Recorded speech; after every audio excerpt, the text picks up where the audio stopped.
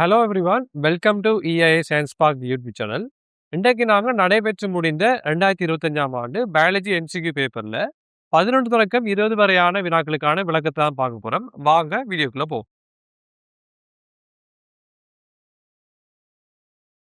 11வது கேள்வி பார்த்தோம் என்றால், ஈரில்லம் உள்ள விலங்குகள் பின்வரும் எக்கணத்தில் அல்லது கணங்களில் காணப்படும் என்று கேட்டிருக்காங்க. சரிதானே? இப்ப ஈரில்லம் உள்ள அங்கிகள் கேட்டீங்கன்றால், நீங்க ஒரு அங்கி இனத்தை எடுத்தீங்கன்றால், அந்த ஒரு அங்கியில ஆண் அல்லது பெண் இலிங்கங்கள் மட்டும் காணப்படும் என்றால் நாங்க ஈரில்லம் உள்ளம்னு சொல்லுவோம். அதாவது ஆண் அங்கி வேறாகவும் பெண் அங்கி செப்பரேட்டாகவும் இருக்கும் என்றால் நாங்க அந்த சொல்லுவோம் ஈரில்லம் உள்ளன்னு சொல்லுவோம். அப்படி இல்லாம ஒரே அங்கில 2 வகையான இலிங்காங்கமும் காணப்படும் என்றால் நாங்க இதை ஓரில்லம்னு சொல்லுவோம். சரியா? இப்ப இதுல பாத்தீங்கன்னா எங்களுக்கு நெமெட்டோடா எடுத்தீங்க என்றால் நெமெட்டோட கணத்துல இருக்கிற எல்லாம் இந்த ஆண் நெமெட்டோட பெண் நெமெட்டோட செப்பரேட்டா இருக்கு. அதே மாதிரி தான் ஆர்த்ரோபோடாலையும் சரி, எக்கனோடோமேட்டாலையும் சரி. ஓகே. ஆனால் பிளத்திஹெல்மின்திஸ் எடுத்தீங்கன்றால் அவங்க ஓரில்லம் உள்ளவை. அதாவது ஒரு அங்கிலே ஆண் இலிங்காங்கமும் பெண் இலிங்காங்கம் 2மே காணப்படும். சரியா? அப்ப எங்களுக்கு பிளத்திஹெல்மின்திஸ் வராது. அப்ப இந்த கேள்விக்கு எதுன்னு பாத்தீங்கன்னா ஏயும் பியும் டியும் பொருத்தமா இருக்கு. ஆகவே 11வது கேள்விக்கு 5வது விட பொருத்தமா இருக்கும்.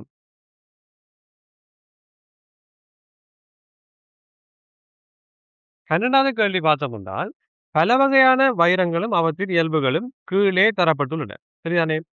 இப்ப வைரம் என்றா என்னன்னு பார்த்தீங்கன்னா, ஒரு துணை வளர்ச்சி அடைந்த ஒரு வைரம் சேர்ந்த தாவரத்தை எடுத்தீங்கன்னால், அதிண்ட துணைக்காலோட சம்பந்தப்பட்ட விஷயம் தான் வைரம். சரிதானே? இப்ப தாவரமோட துணை வளர்ச்சி அடையக்குள்ள, தாவரத்தால் துணை வளர்ச்சி நடைபெறக்குள்ள, அதிண்ட கலைன்மாரலேசிலிருந்து உள்நோக்கி என்ன துணைக்கால் உற்பத்தி செய்து கொண்டு போகுது. சரியானே? இப்ப அதுல பாத்தீங்கன்னா ஆக ஏர்லியா உற்பத்தி செய்யப்பட்ட துணைக்கால் நிலையம் தன்னோட மத்திய பகுதியை நோக்கி போய் கொண்டிருக்கும். அதே மாதிரி அவங்க இறந்ததாக இருப்பாங்க. ரெசின் அந்த மாதிரி கூறுகள் படிவடைஞ்ச மாதிரி இருப்பாங்க. சரியாரு? அவங்க அந்த தண்டுண்ட மத்திய பகுதியை சூழ்ந்த மாதிரி காணப்படுவாங்க. அங்க ஆக ஏர்லியா போம் ஆகின துணைக்கால் நிலையங்கள். சரியாரு? அப்ப அந்த துணைக்கால் நிலையத்தை நாங்க சொல்லுவோம் என்ன உள்வைரம் என்று சொல்லுவோம். சரியா? அதே மாதிரி கலன்மாரத்திலிருந்து புதிதாக உற்பத்தி செய்யப்பட்ட துணைக்கால் நிலையம், அதாவது ஃப்ரெஷ்ஷா உற்பத்தி செய்யப்பட்ட துணைக்கால் நிலையம் சத்து வைரம் என்று சொல்லுவோம். இவங்க புதுசா உருவாக்கப்பட்டதால நீரையும் கனியுப்புகளையும் கடத்தக்கூடியதாக்களா இருப்பாங்க. ஓகே. அதே மாதிரி இப்ப இந்த துணைக்கால் நிலையத்தை கருதைக்குள்ள ஓவராலா அதுல கலன்பூரு இருக்கும் என்றால் நாங்க அந்த வைரத்தை சொல்லுவோம் வன் வைரம் என்று சொல்லுவோம். சரியா? உதாரணத்துக்கு எல்லா ஆஞ்சியோஸ்பெர்ம்லயும் பாத்தீங்கன்னா கலன், அதாவது கால் நிலையத்துல கலன்பூரு காணப்படும்.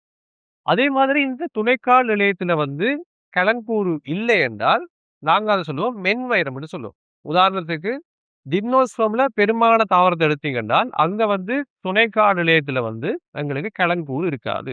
சரியா? பெரும்பாலான ஜிம்னோஸ்பெர்ம்ல என்னால் எங்களுக்கு நீட்டம்ல கலன்பூர் இருக்குது. அதனால பெரும்பாலான ஜிம்னோஸ்பெர்ம்ல எங்களுக்கு கால் நிலையத்துல கலன்பூர் இருக்காது. ஆகவே அதுல இருக்கிற வைரத்தை நாங்க சொல்லுவோம் மென் வைரம்னு சொல்லுவோம். சரியா?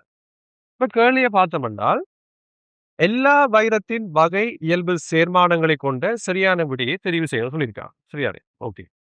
ஏ வன் வைரம். அதுக்கு எது பொருத்தம் பாத்தீங்கன்னா இது ஆஞ்சியோஸ்பெர்ம்களில் உள்ளது. ஆஞ்சியோஸ்பெர்ம்லாம் வன் வைரம் இருக்குது. அப்ப ஏக்கு எஸ் என்ற கூற்று பொருத்தமா இருக்கு. அடுத்து பி மென் வைரம்.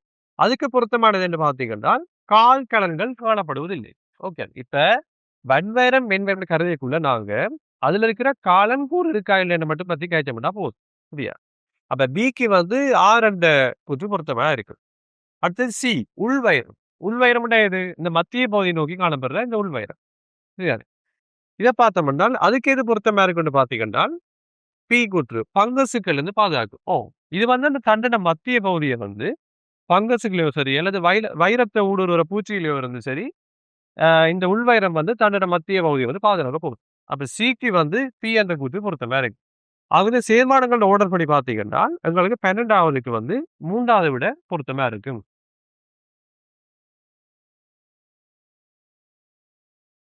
13வது கேள்வி பார்த்தோம் என்றால் தாவரத்தின் மரபுரியில் காணக்கூடிய சில நிலையங்கள் என்று கேட்டிருக்காங்க. சரியா? எங்களுக்கு மரபுரியை நாங்க கண்டுபிடிக்கிறதுக்கு முதல் எங்களுக்கு ஒரு வைரம் சிறந்த தாவரம், அதாவது துணை வளர்ச்சி அடைந்த தாவரத்தின் தண்டுண்ட குறுக்கு வெட்டு மோத்துல இருக்கிற அந்த இழையங்களோட லேயர்கள வந்து நாங்க எங்களால கண்டுபிடிக்கக்கூடிய மாரி இருக்கும் என்றால், எங்களால ஈஸியா மர உரைய வந்து அடையாளம் காணக்கூடியதா இருக்கு. சரியா? இப்ப இதுல பார்த்தீங்கன்னா, இதுதான் எங்கட கடன்மாறலையும் என்றால், இதுக்கு உள்பக்கமா என்ன? உங்களோட துணைக்கால் நிலையம் காணப்படும். இதுல இந்த டார்க்கா இருக்கிற பகுதி வந்து உங்களோட உள்வைரமா இருக்கும். வெளியில இருக்கிறது சத்து வைரமா இருக்க போகுது. ஓகே. அதே மாரி இந்த கடன்பார் நிலையத்துக்கு வெளியில இருக்கிறது வந்து துணை உரிமையா இருக்கும். அதுக்கு பிறகு உங்களோட மேற்பட்டு இருக்கும். அதுக்கு பிறகு இந்த உங்களோட தக்கை மாறிலையும், தக்கை இலையமும் இருக்கும். அது கூட சுற்றுப்பட்டு இருக்கு. சரிதானே? இப்ப எங்களுக்கு என்ன கேட்டிருக்காங்கன்னா, மரபுரி என்றா என்ன கேட்டிருக்காங்க. மரபுரி என்று நாங்க எதை கருதுவோம் என்றால், கலன் மாறிலியத்துக்கு வெளியில இருக்கிற எல்லா இணையத்தையுமே சேர்த்து நாங்க மரபுரி என்று சொல்லப் போறோம். ஓகேயானே? இப்ப இதுல என்ன இருக்குது? அங்க உங்களோட கலன் மாநிலத்துக்கு வெளியில என்னென்ன லேயர்கள் இருக்குது? ஆ துணை உரியம் இருக்குது, மேற்பட்ட இருக்குது. அதுக்கு பிறகு கூட தக்கை மாறுலயம் இருக்குது. சக்கை மாறுலயமும் அதனால் தோற்றுவிக்கப்பட்ட இழையங்களும் இருக்கு. சக்கை இழையமும் இருக்கும். சரியா? அப்ப இந்த கேள்வியில பார்த்தோம் என்றால், தாவரத்தின் மரபுயில் காணக்கூடிய சில இழையங்கள் கேட்டிருக்காங்க. ஓகே. அப்ப இதுல வந்து எங்களுக்கு என்ன ஷூரா தெரியும் எங்களுக்கு கட்டாயம் காலோட சம்பந்தப்பட்ட எந்த இழையங்களுமே வராது. சரியா? அப்ப 1வது விட பார்த்தோம்னா, துணையுரியம் இருக்குது. துணைக்கால். துணைக்கால் இருக்காது. அப்ப 1வது வராது. 2வது முதற்கால். கால் இருக்காது. அப்ப 2வது விடையும் வராது. 3வது துணைக்கால். கால் இருக்கிறபடியே அதுவும் வராது. 4வது வந்து என்ன? முதல் உரியம். முதல் உரியம் இருக்கும் கட்டாயம். இந்த நிலையத்துல இருக்கும் கட்டாயம் முதல் உரியம். அது பிறகு துணை உரியம். அதுவும் இருக்குது. ஏன்னா அதெல்லாம் வந்து எங்க கலன் மாநிலத்துக்கு வெளியில இருக்க போகுது. அதுக்கு பிறகு தக்கை மாறனியம். அது வெளிப்புறமா இருக்குங்க. தக்கை மாறனியம். அப்ப 4வது விட வந்து இதுக்கு பொருத்தமா இருக்கு. 5வது பாருங்க முதற்கால். கால்ல வரக்கூடிய 5வது விட இதுக்கு பொருத்தம் இல்லாம இருக்கும். ஆகவே 13வதுக்கு வந்து 4வது விட வந்து பொருத்தமா இருக்கும்.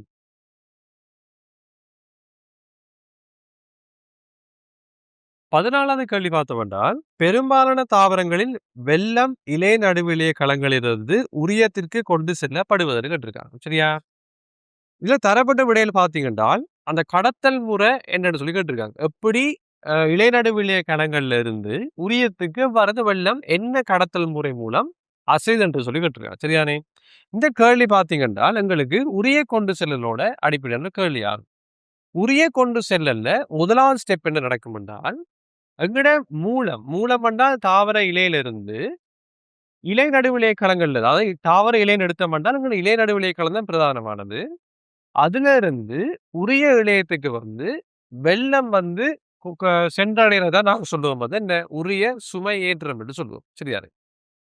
இப்ப என்னன்னு பாத்தீங்கன்னா, இப்ப உரிய சுமை ஏற்றம் என்று கருதினீங்க என்றால், எங்களுக்கு வந்து அங்க இலைநடுவிலே களங்கள்ல இருந்து அதுக்கு பக்கத்துல இருக்கிற உரிய இழையத்தை நோக்கி வந்து இந்த சுமையேற்றம் நடந்து கொண்டு இருக்கு. ஆனால் பாருங்க, ஒரே சமயத்துல வந்து ஒரு உரிய இழையத்தை எடுத்தீங்க என்றால், கணக்கு இடங்கள்ல வந்து உரிய சுமையேற்றம் நடந்து கொண்டே இருக்கு. அப்ப இதுல பாத்தீங்கன்றால், வெள்ளத்தின் செறிவு எங்க கூட இருக்கும் என்றால், உரிய இலையத்தெல்லாம் கூடவா இருக்கும். அங்க இலை நடுவிலே களங்கள ஒப்படைக்குள்ள. சரிதானே? அப்ப சும்மா பாருங்க. எங்களுக்கு வந்து எங்க சரிவு அதிகம் பாருங்க வெள்ளத்தின் சரிவு. அங்க எங்களுக்கு வந்து இந்த உரிய இழையங்கள்ல தான் என்ன வெள்ளத்தின் சரிவு வந்து கூடவா இருக்க போகுது. அதே மாதிரி இலை நடுவிலே களங்கள்ல வந்து வெள்ளத்தின் சரிவு குறைவா இருக்கும். இப்ப நார்மலா பாத்தீங்கன்னா, செறிவு படித்திறனுக்கு ஏற்ப இந்த வெள்ளத்தை அசைய விட்டால், எங்கிருந்து எங்க அசையும்னு பாத்தீங்கன்னா, உரிய இழையத்திலிருந்து இலை நடுவிலே கரங்களை நோக்கி தான் உண்மையாவே அசைய வெளிக்கிடும். செறிவு படுத்தினதுக்கு ஏத்த மாதிரி. ஆனால் உண்மையா எங்களுக்கு வெள்ளம் எங்க சென்றடையணும்? இலை நடுவிலே களத்துல இருந்து உரிய இழையத்துக்கு வந்து சென்றடையணும். சரிதானே? அப்ப இயற்கையா நடக்கிற ஒரு சுயாதீனமா நடக்கிற ஒரு பாதைக்கு எதிராக வந்து நாங்க வெள்ளத்த அசைய செய்யணும்னா, கட்டாயம் சக்தி செலவழிச்சே ஆகணும். சரிதானே? அப்ப இந்த கொண்டு செல்லல் எப்படியும் கட்டாயம் ஒரு உயிர்ப்பான கொண்டு செல்லலா தான் இருக்க போகுது. சரியா? அப்ப இந்த கேள்விக்கு பார்த்தீங்கன்னா, பெரும்பாலான தாவரங்களில் வெள்ளம் இலை நடுவிலே களங்களிலிருந்து உரியத்துக்கு கொண்டு செல்லப்படுவது வந்து உயிர்ப்பான கொண்டு செல்லல் மூலமா தான் இருக்கும். ஆகவே 14வது கேள்விக்கு 5வது விட பொருத்தமா இருக்கும்.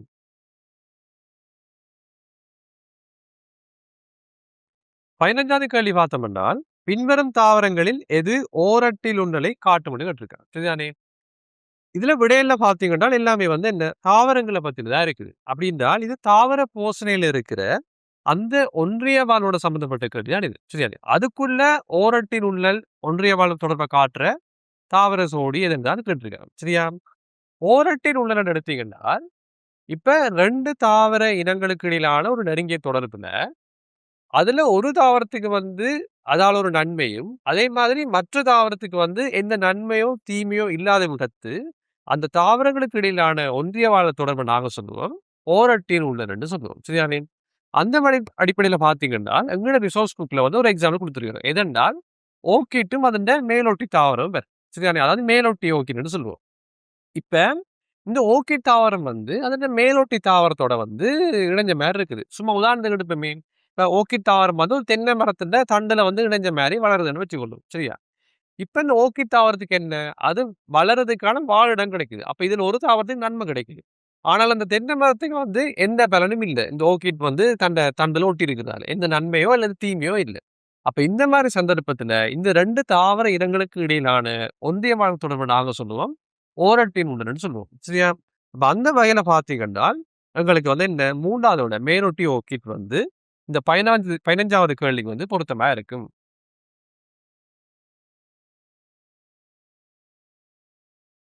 16வது கேள்வி பார்த்தோம்னா, ஒளித்தோப்பு செய்யாத ஆண் புணரி தாவரமும், ஒளித்தோப்பு செய்யும் பெண் புணரி தாவரமும் பின்வரும் தாவரங்களில் எதன் வாழ்க்கை வட்டத்தில் இருக்கும்னு கேட்கிறாங்க. சரிதானே? உங்களுக்கு இந்த மாரி 2 சந்தர்ப்பம் வாரது எதுலன்னு பார்த்தீங்கன்னா, சிலாஜினல்லான வாழ்க்கை வட்டத்தில் தான் இந்த மாரி சந்தர்ப்பம் வாரது. சரிதானே? வேற எதுலயும் வாரல்ல மோஸ்ட்லி. இப்ப நாங்க சிராஜினல்லா தாவரத்தின வாழ்க்கை வட்டத்த பார்த்தோம்னால், அங்கன சிலாஜினல்லா தாவரம் வந்து என்ன? பல்லின வித்தியுண்மைக்குரியது. அதாவது மாவித்தியையும், நுண்வித்தியையும் உருவாக்கக்கூடிய மாரி இருக்கும். அதே மாதிரி என்ன? பல்லின இலை உண்மைக்கும் உரியது. அதாவது நுண்வித்திலையும் இருக்கும் அதுல, மாவித்திலையும் இருக்கும். இப்ப சிலாஜினல்லாண்ட கூம்பிய எடுத்தீங்க என்றால், அந்த கூம்பிலான என்ன? உங்களோட நுண்வித்திலை, மாவித்திலை காணப்படும். அதே மாதிரி நுண்வித்திலையில வந்து நுண்வித்தி கலனும், மாவித்தி இலையில வந்து மாவித்தி கலனும் காணப்பட போகும். சரிதானே? இப்ப என்ன நடக்கும்னு பார்த்தீங்கன்னா, உங்களோட நுண்வித்தி கலன்ல ஒடுக்கட் பிரிவால வந்து என்ன? கணக்க நுண்வித்திகள் தோற்றுவிக்கப்படும். அதே மாதிரி மாவித்தி கலன்ல வந்து ஒடுக்கட் பிரிவால வந்து 4 மாவித்தி தோற்றுவிக்கப்பட போகுது. இப்ப இதுல என்னன்னு பார்த்தீங்கன்னா, இந்த நுண்வித்தி கலனுக்குள்ளேயே, நுண்வித்தி இருக்கைக்குள்ளேயே அவங்க ஆண் புணரி தாவரமா இளம் ஆண் புணரி தாவரமாக விருத்தி அடைஞ்ச மாரியே தான் வெளி சூழலுக்கு வந்து விடுவிக்கப்படுவாங்க. இதே மாரிதான் மாவித்தி கலனுக்குள்ள மாவித்தி இளம் பெண் புணரி தாவரமா விருத்தி அடைந்த நிலையில வெளி சூழலுக்கு விடுவிக்கப்படும். சரிதானே? ரைட். இப்ப இங்கிருந்து வெளியில வந்த நுண்வித்தி இருக்கிற இளம் ஆண் புனை தாவரம் பார்த்தீங்கன்னா, ஒளித்தோப்பு செய்யாது. அந்த நுண்வித்தில சேமிக்கப்பட்டிருக்கிற உணவுல அது தங்கி வாழக்கூடிய மாரி இருக்கு. சரிதானே? ஆனால் இந்த மாவித்தி கலந்து வெளியில வந்த பெண் புன்னை தாவரம் பார்த்தீங்கன்னா, இந்த மாவித்தில சேமிக்கப்பட்டிருக்கிற உணவுல பகுதியா தங்கி இருக்கும். அதேவேளை ஒளித்தோப்பு செய்யக்கூடிய மாரியும் இருக்கும் அந்த பெண் புணரி தாவரம். அப்ப அதனால கட்டாயம் அதுக்கு என்ன? வேர்ப்போலிகள் காணப்பட போகுது. சரிதானே? இப்ப என்ன செய்ய போகுது வெளியில வந்த இந்த ஆண் புணரி தாவரம்? அவர் வந்து விந்துகள வந்து புறநீரினூடாக அங்க உங்களோட பெண் புணரி தாவரத்த நோக்கி செலுத்துவார். இந்த விந்துகள் வந்து அவங்களோட சவுக்கு மூலைய பயன்படுத்தி பெண்புணரி தாவரத்துல இருக்கிற பெண்கடல சரணையில இருக்கிற முட்டையை நோக்கி நீந்தி கருக்கட்டி எங்களுக்கு என்ன? நுகம் உருவாக்கப்படும். நுகம் பிறகு என்னவா மாறும்? முளையமா மாறும். பிறகு என்ன? உங்களோட பெண்புணரி தாவரத்திலேயே உங்களோட இளம்பித்தி தாவரம் வந்து வளர்ந்து கொண்டு வரும். சரியா? அப்ப இந்த வாழ்க்கை வட்டத்துல பார்த்தீங்கன்னா, இதுல வார உங்களோட ஆண் புணரி தாவரம் வந்து என்ன? ஒளித்தோப்பு செய்யறதில்ல. ஆனா இங்க இருக்கிற பெண் புணரி தாவரம் என்ன? ஒளித்தோப்பு செய்யக்கூடிய மாரி இருக்குது. எதுல? உங்களோட செலாஜினல்லாவிட வாழ்க்கை வட்டத்துல. ஆகவே இந்த கேள்விக்கு எது ஆன்ஸரா இருக்கும்னு பார்த்தால், செலாஜினல்லால தான் இந்த மாரி ஒளித்தோப்பு செய்யக்கூடிய பெண்புனை தாவரமும், ஒளித்தோப்பு செய்ய முடியாத ஆண்புனை தாவரம் வந்து போகும். ஓகே தானே? அப்ப ஆகவே 16வது கேள்விக்கு வந்து 2வது விட பொருத்தமா இருக்கும்.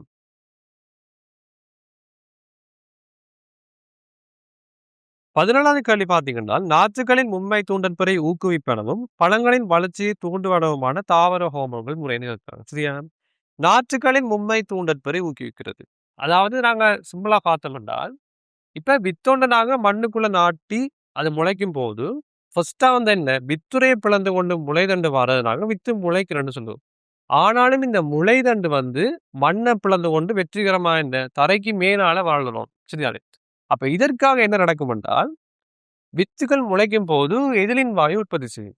அது என்ன செய்யும் என்றால், இந்த முளைதண்டுல வந்து சில 3 வகையான தூண்டற்பெருகளை ஏற்படுத்தி, வெற்றிகரமா அந்த மண்ண பிளந்து கொண்டு தரையின் மேற்பரப்புக்கு மேலாக வந்து வளர்றதுல வந்து பங்கு பெற்றும். சரியா? அப்ப ஆகவே நாற்றுகளின் உண்மை தூண்டல் பேர்ல பங்கு பெற்ற ஒரு தாவர ஹோமோன் வந்து எதிலி. சரியானே? எங்கட சிலபஸ்ல பார்த்தீங்கன்னா, ஆ பழத்தோட சம்பந்தப்பட்ட தாவர ஹோமோன்கள் எதுன்னு பார்த்தீங்கன்னா, ஒண்ணு ஒட்சின், அடுத்தது ஜிபெரலின், அடுத்தது எதிலி. சரிதானே? இப்ப ஒட்சின் என்ன செய்யும்னா, பழ விருத்திய வந்து சீராக்கும். அதாவது காயிலிருந்து பழமா சீராய் விருத்தி அடையறதுல வந்து இந்த ஒட்சின் வந்து பங்கு பெற்றும். அடுத்தது ஜிபெரலின். இவர் என்ன செய்வார்ன்னா, பழ வளர்ச்சியை தூண்டும். அதாவது பழம் அதோட பருமன் அதிகரிப்ப ஏற்படுத்துறதுல வந்து இந்த ஜிபெரலின் ஹார்மோன் வந்து பங்கு பெற்று. அடுத்தது வந்து எதிலின். எதிலின் வந்து பழம் பழுக்கிறத ஊக்குவிக்கும். இப்ப பழம் பழுக்கிறது என்றால், பழத்தின் உள்ளடக்கங்கள்ல மாற்றத்தை ஏற்படுத்துறத நாங்க சொல்லுவோம். பழம் பழுக்குறதுன்னு சொல்லுவோம். அப்ப அதுல பங்கு பெற்ற ஒரு தாவர ஹார்மோன் கேட்டா இந்த எதிலின் வாயு வரும். சரிதானே? எங்களுக்கு கேட்டது முதலாவது இல்ல. நாற்றுகளின் மும்மை தூண்டும்படி ஊக்குவிக்கிறது. எது? எதிலின். பழங்களின் வளர்ச்சியை தூண்டுறது வந்து ஜிபெரலின். ஆகவே 17வதுக்கு வந்து 5வது விட பொருத்தமா இருக்கும்.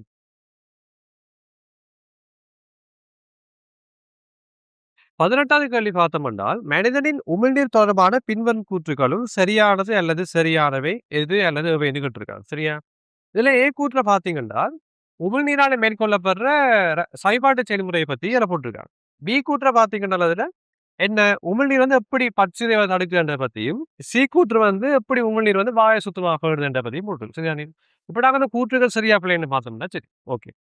இப்ப இதுல வந்து உமிழ்நீரால மேற்கொள்ளப்படும் செயல்பாட்டு செயல்முறைன்னு பார்த்தீங்கன்னா, உமிழ்நீர்ல இருக்கிற ஒரு நொதியம் வந்து என்னன்னா, செயல்பாட்டு நொதியம் வந்து அமைனேஸ். சரியானே. இது என்ன செய்யும் என்றால், மாப்பொருள வந்து சிறிய பல் செக்ரெட்டுகளாகவும், இரு செக்ரெட்டுகளாகவும் உடைக்கும். சரியானே.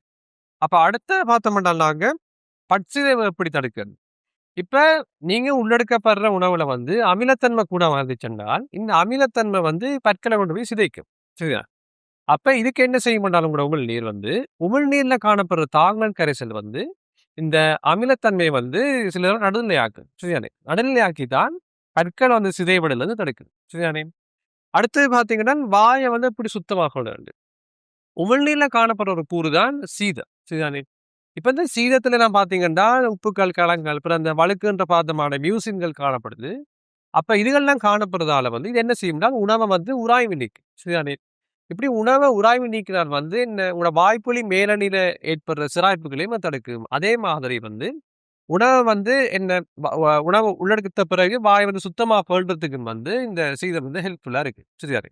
இப்ப நாங்க கூற்ற பார்த்தோம்னா, ஏ கூற்று வந்து அது மாப்பொருளை சிறிய பல் செக்ரெட்டுகளாக செயல்பாடு செய்யும். ஏன் உமிழ்நீர்ல வந்து என்ன அமைலேசு நொதியம் இருக்குது. பி அதன் நொதியங்கள் பற்கள் சிதைவடைதலை தடுக்கும். இல்ல நொதியங்கள தடுக்காது. உமிழ்நீர்ல இருக்கிற தாங்கல் கரைசல்கள் இந்த பற்சிதைவ ஏற்படுவது தடுக்கும். சி பார்த்தோம்னா, அதன் சீதம் வாயை சுத்தமாக்க பயன்படும். சரி, அந்த கூற்று சரி. சரிதானே? அப்ப இதுல வந்து ஏ கூற்றும், சி கூற்றும் சரி. எனவே 18வது கேள்விக்கு வந்து 3வது ஆன்சர் பொருத்தமா இருக்கும்.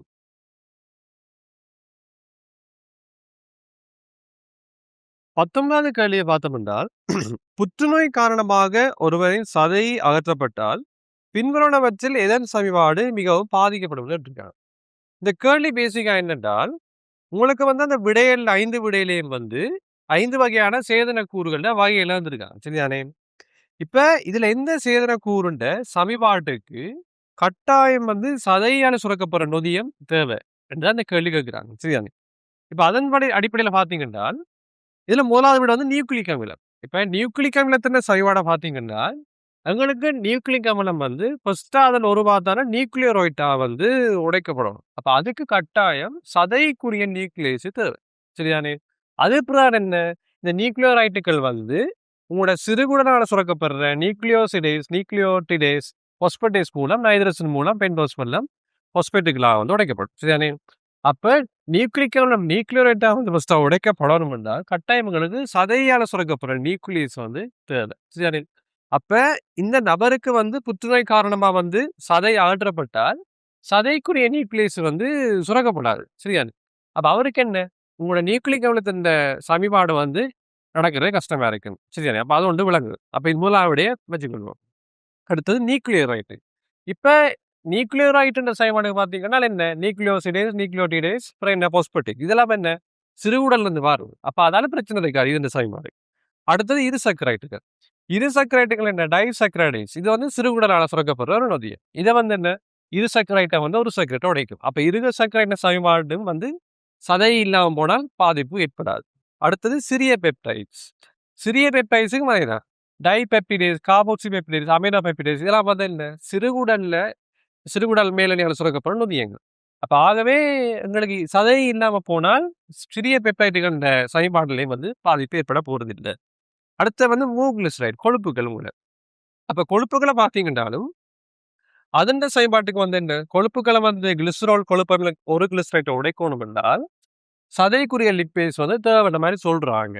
அதே சமயம் சிறுகுடல் மேலணியால சுரக்கப்படுற லிப்பேஸும் இந்த கொழுப்பு செயல்பாட்டுல பங்கு பெற்றுக்கொண்ட மாரி சொல்றாங்க. சரியானே? அப்ப எங்களுக்கு பார்த்தால் கொழுப்பு செயல்பாட்டுக்கும் நியூக்ளிக் அமில செயல்பாட்டின் ஆரம்ப படிகளுக்கும் சதையிலால் சுரக்கப்படுற நொதியின் தேவை.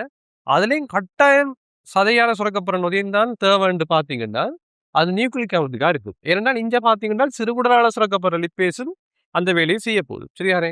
அப்ப கட்டாயம் நியூக்ளிக் அமிலத்தின் செயல்பாட்டின் ஆரம்ப படிக்கு சதையால சுரக்கப்பட்ட நியூக்ளியஸ் தேவை.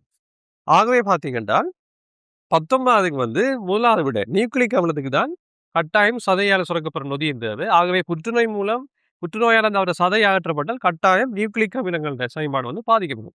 ஆகவே 19க்கு முதலாவது விட பொருத்தமா இருக்கும்.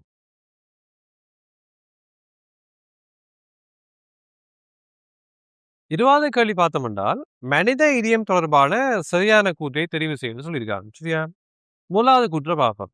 இடது இதய சோனேரின் தசைப்படையில் எஸ்ஏ கணு அமைந்துள்ளதுன்னு சொல்றாங்க. சரியா? இப்ப இதயத்தின் கடத்தும் தோயின் ஒரு கூறு தான் இந்த எஸ்ஏ கணு. இந்த எஸ்ஏ கணு என்ன செய்யும் என்றால், இதய துடிப்பிற்கான மின் சமிஞ்சைகளை பிறப்பிக்கிறதோட சந்தத்திற்குரிய மாதிரி துடிப்பை மேற்கொண்டும். அதனால நாங்க எஸ்ஏ கணுவை சொல்லுவோம் என்னென்ன இதய இயக்கியன்னு சொல்லுவோம். இது எங்க இருக்கு என்றால், இதயத்தின் வலது சோனேர் என்ற தசைப்படையில மேற்பெருநாளம் திறக்கும் இடத்துக்கு அண்மையில காணப்படும் இந்த எஸ்ஏ கணு. சரிதாங்க? அப்ப இந்த முதலாவது கூற்றுல சொல்றாங்க இடது இதய சோனரில காணப்படும் என்று சொல்ல. அப்ப அது பிழை. முதலாவது கூற்று பிழை. 2வது கூற்று பார்த்தோம் என்றால், பூரண இதய தளர்வின் போது குருதி இதய வரைகளுக்கு உயிர்ப்பற்ற முறையில் பாயணும். இது இதய வட்டத்தோட செயல்முறை. இதய வட்டம் 3 செயல்முறை வச்சிருக்கும். ஒன்று என்னென்றால், ஒன்று என்ன நடக்கும் என்றால், பூரண இதய தளர்வு நடக்கும். பிறகு சோனேரை சுருக்கம் நடக்கும். பிறகு இதய வரை சுருக்கம் நடக்கும். சரிதானே? இப்ப பூரண இதய தளர்வின் போது பார்த்தீங்கன்னா, உங்களுக்கு சோனேரையும் இதயவர் 2மே தளரும். இந்த சந்தர்ப்பத்துல சோனேர 2க்கும் பிளட்டால ஃபில் ஆகும். எப்படின்னா, வலது சோனேரை என்ன ஆக்சிஜன் குறைந்த குருதியாலையும், இடது சோனேரை ஆக்சிஜன் நிரம்பிய குருதியாலையும் நிரம்படைய போகுது. சரியா? அப்ப இதன் போது சோனை அறைக்குள்ள நிலவுற அமுக்கம் இதயவரையில இருக்கிற அமுக்கத்தை விட கொஞ்சம் கூடவா தான் இருக்கும். ஃபுல்லா நிரம்பி கொண்டு வரைக்குள்ள. சரிதானே? ஃபுல்லா நிரம்பிக்குள்ள. அப்ப இதனால என்ன நடக்கும் என்றால், கொஞ்சம் குருதி இந்த சோனேரை இதயவரை வேல்வுகளுக்கு ஊடாக உயிர்ப்பற்ற முறையில இதயவரையை நோக்கி பாய போகுது. சரிதானே? அப்ப அதனால 2வது கூற்று சரி. 3வது சோனேரை சுருக்கம் சைவரசம் 3 செகண்ட் இடிக்குமாம். இல்ல. எங்களுக்கு பூரண இதய தளர்வு சைவரசம் 4 செகண்டும், சோனேரை சுருக்கம் சைவரசம் 1 செகண்டும், இதயவரை சுருக்கம் சைவரசம் 3 செகண்டும் நிலவும். சரிதானே? அப்ப 3வது கூற்று பிழையா இருக்கு. ஏவி கணு சந்தத்திற்குரிய இதய துடிப்பை மேற்கொள்ளும். இல்ல. எஸ்ஏ கணு தான் சந்தத்திற்குரிய இதய துடிப்பை மேற்கொள்ள போகுது. அடுத்து 5வது. ஆகவே 4வது கூற்று பிழை. 5வது கூற்று பார்த்தோம் என்றால், ஏவி கணுவின் மின் கணத்தாக்கங்கள் இதயத்தின் உச்சியை நோக்கி சுருக்க அலைகள் பரவலை தூண்டுகிறது. இல்ல. எங்களுக்கு ஏவி கட்டு கிளைகளும் வேர்க்கிஞ்சிய நார்களும் தான் இதயத்தின் உச்சி வரை என்ன மின் சமிஞ்சைகளை கடத்தல ஹெல்ப் பண்ண போகுது. ஏவி கணு இல்ல.